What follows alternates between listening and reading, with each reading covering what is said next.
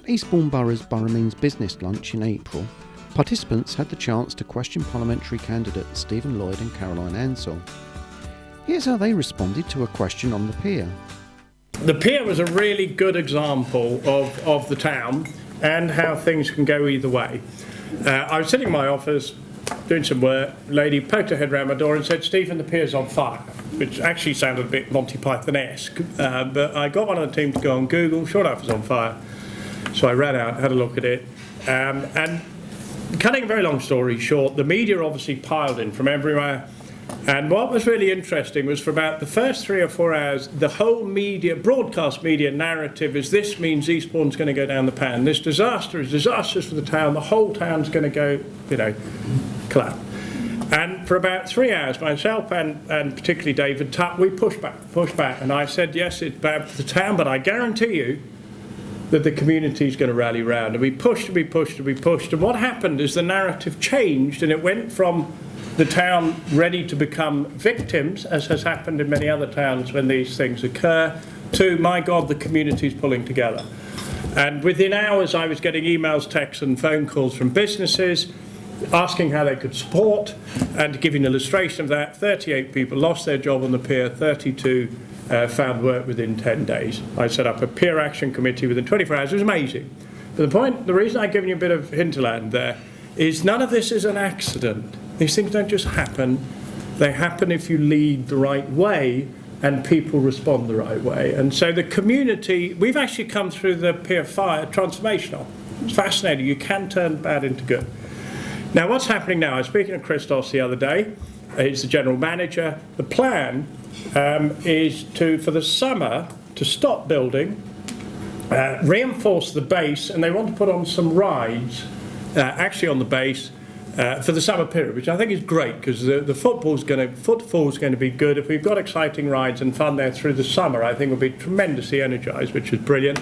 Then they start rebuilding in the summer. What I'll say to Caroline, because both parties have the interests of, I know they do, locally of Eastbourne at heart, is if there are any planning, I know there's 1 or 2 listed building planning possible issues about getting sign-off on having temporary rides in the summer. I'm working on it, I'm sure Caroline is as well. So the plan is through the summer to have a sort of temporary fairground on the pier, which I think is brilliant, absolutely brilliant. After that, it's a listed building. They need to bring plans to the council to actually propose what they're going to do. Now, I know what I want them to do. My slight challenge is they own the pier, but because it's a listed building, they have to work within certain confines. So I haven't seen those plans yet. I've had discussions with Cood and Leisure and Christos, so I kind of know the direction that they're going in, but they will be bringing it to the council in the next few months.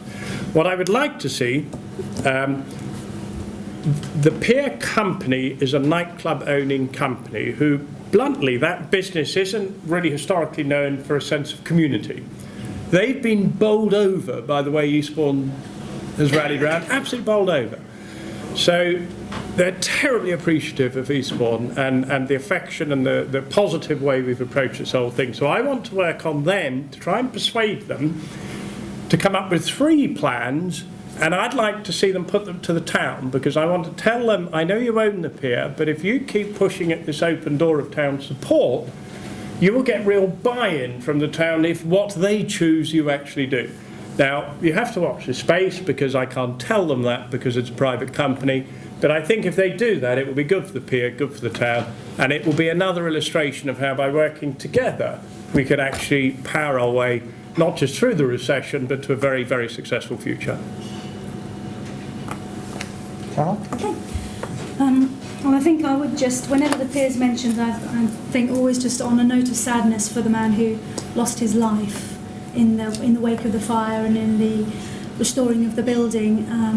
That was a tragic loss, most particularly as there'd been such a magnificent services response to the fire. That there was no accident and injury on the pier at the time was just incredible. So huge tribute to those who were on the scene at the time, and how fortunate we were that so little, actually, just that ballroom was affected because of the work of the RNLI taking out the firefighters and attacking the fire from the sea. So an epic scale intervention across all the services in the town. Police were out in force, because I don't know if you were there on the day, but it drew the crowds and has done ever since. And although I know that there's an idea that we could have become a sort of a victim town, but in terms of our reach across the world, people across the other side of the world were telling people in Eastbourne that the pier was on fire. It went far and wide, and it dominated every news channel across the globe. And apparently the Visit Eastbourne website just was bombarded then with traffic, because it was such a shocking sight. I stood transfixed. I could hardly bear to tear myself away from it. It was so appalling in seeing the flames just ravage that building. Not that I have, a huge bank of memories around the 2p machines, but, I know that they were hugely valued by a great many people. And I think there's a very exciting future ahead. I think this is a really brave new chapter for the pier. And there are plans in prospect for the short term, the medium term, and the longer term, and it is privately owned. So it was going to rise out of the ashes.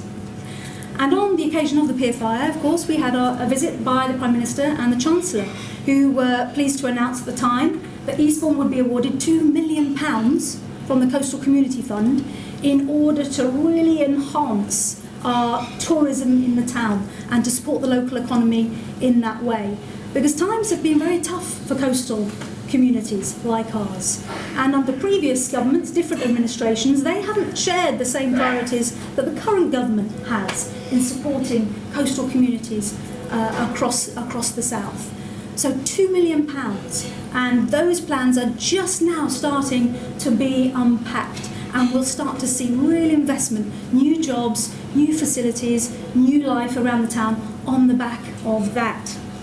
It has been cross-party work, and I pay tribute to the role that Stephen has played in this too.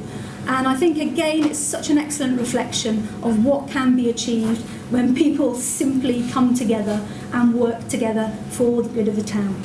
So, good times ahead, new dawn for the pier. Thank you.